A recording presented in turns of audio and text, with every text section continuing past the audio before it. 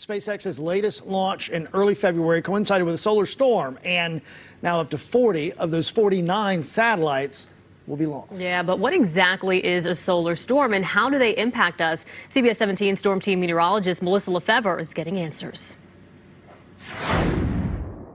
When these eruptions occur, they will send a blast of plasmic gas from the sun and magnetic field. Just like we have different types of weather on Earth, there are different types of weather in space. But local radar won't help. That's where Bill Murtaugh and the Space Weather Prediction Center come in. The sun shoots a magnet out into space and sometimes right towards Earth. When it hits Earth's magnetic field, we have two magnets coming together. There's going to be reaction.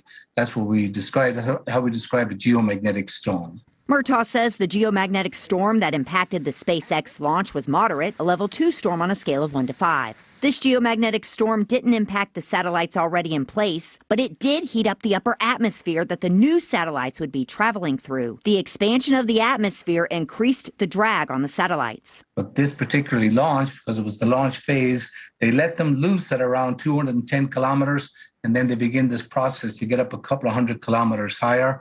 But that location, a couple of 100 kilometers, that's where the density was pretty bad, and they just couldn't escape to get up there, and they lost 40 of the 49 satellites. So it was all to do with the density of the environment right when those spacecraft, when they're released. Major geomagnetic storms can cause major disruptions to our technology, including the power grid. The electric power grid across this country has some vulnerability, and we're doing a lot, working very closely with power grid owners and operators to get the procedures in place to protect those assets and keep the lights on. Just like we have historic weather events, there have been big solar events through time. We typically see 1 to 2 per 11-year solar cycle, and we're approaching our next solar maximum now, which is expected in 2025. So expect to hear more from us with the increased activity likely in the next 3, 4, 5 years.